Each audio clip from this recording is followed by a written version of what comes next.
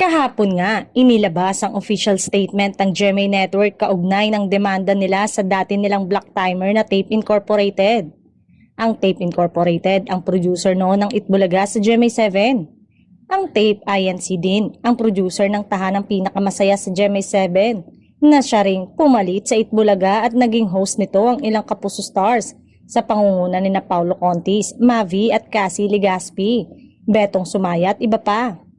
Eto na nga ang tuluyan ng pamamaalam na formal ng tahanang pinakamasaya. Ibig sabihin ay hindi na nga ito makakabalik sa ere kahit pa matapos ang kontrata ng It's Showtime sa GMA Network. Maaalalang naging matunog na chika noon sa Kapuso Network na magbabalik daw ang tahanang pinakamasaya ng Tape Incorporated. Sabi-sabi pang isasalang daw ito sa time slot ng Family Feud kapag nag-season break ang game show ni Dingdong Dantes. Pero patunay ang chikang ito na tuluyan ng magsasara ang tahanang pinakamasaya ng Tape Incorporated.